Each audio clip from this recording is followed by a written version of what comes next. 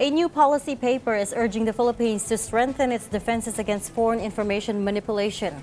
The study, written by CirroLytix Research Services, proposes a rights-based governance framework that is to help detect, disrupt, and respond to foreign information manipulation and interference while safeguarding freedom of expression. It recommends stronger detection systems, clearer legal tools, closer monitoring of financial networks, and greater media, digital, and artificial intelligence literacy.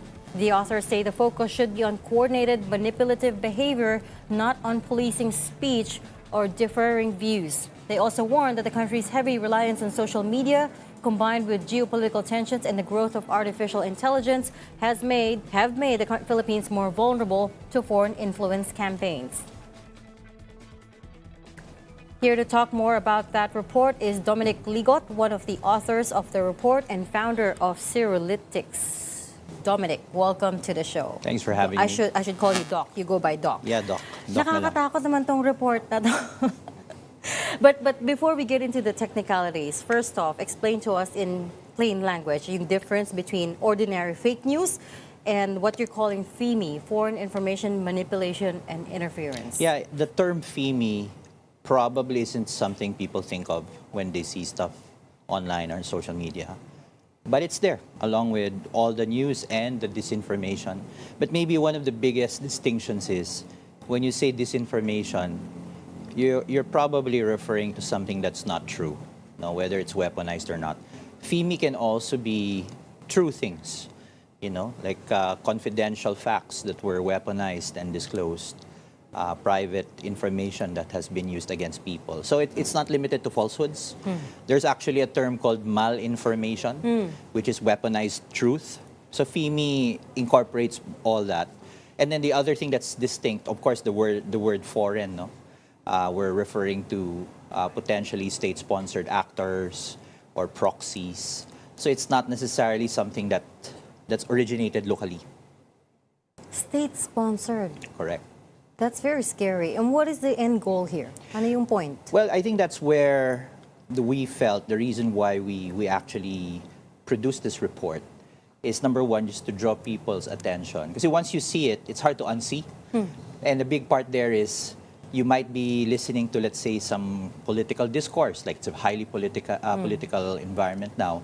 But then if you look a little closer, you'll find traces now, okay, there seems to be an attempt or an effort to prop up a certain political side.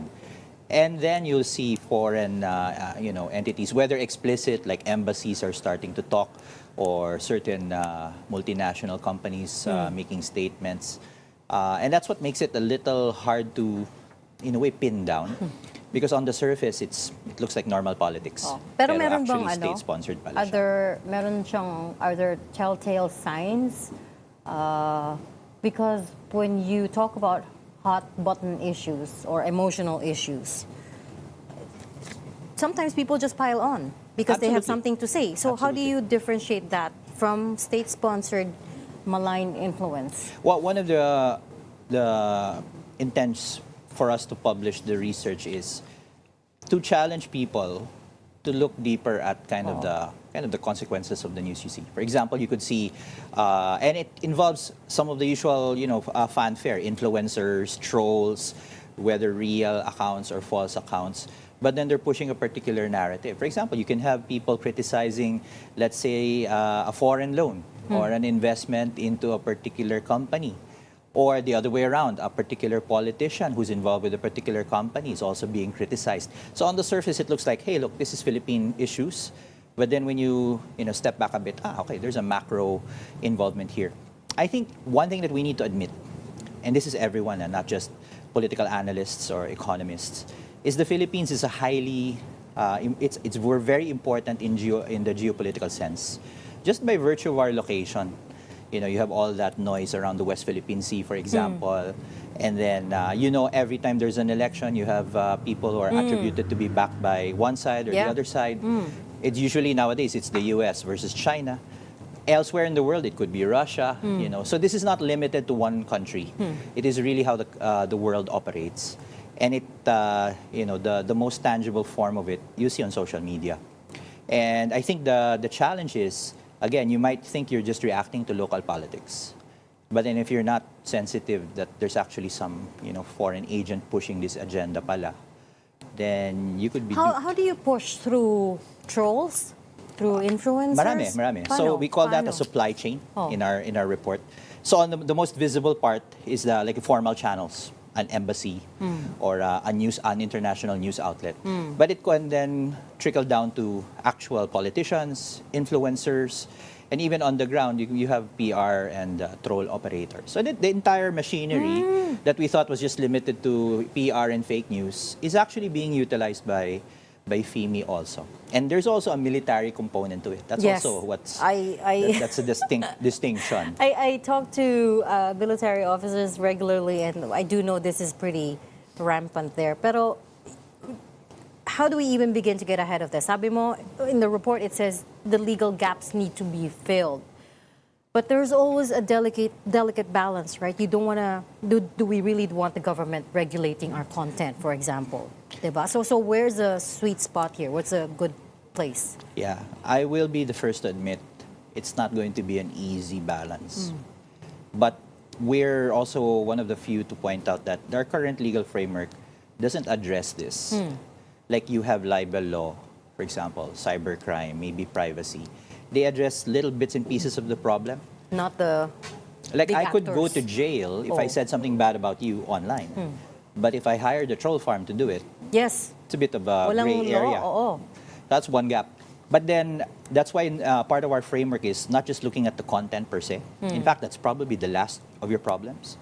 It's looking at how the content is being spread, the amplification part, which includes trolls. It also includes platforms.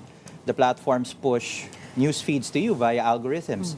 The operators know how to trigger those algorithms. And the financing. I think that's one thing that people rarely talk about.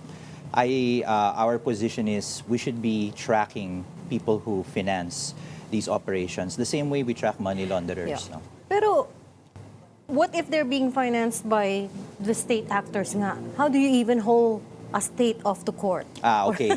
Si paano yun? That's the tricky part. Part of our, I would say, our strategy that we're advocating is there has to be a way to elevate it to international, cooperation. Kasi kung countries na nga ang kalaban, how can one country fight within its bounds, the influence?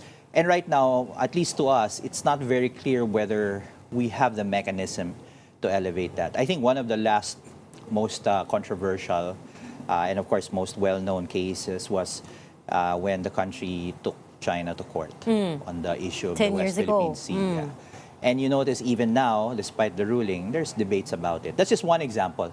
But again, that took a long time to execute. And right now, if you're just Juan and Juana watching stuff online, not realizing it's actually part of a state-sponsored agenda, Yeah.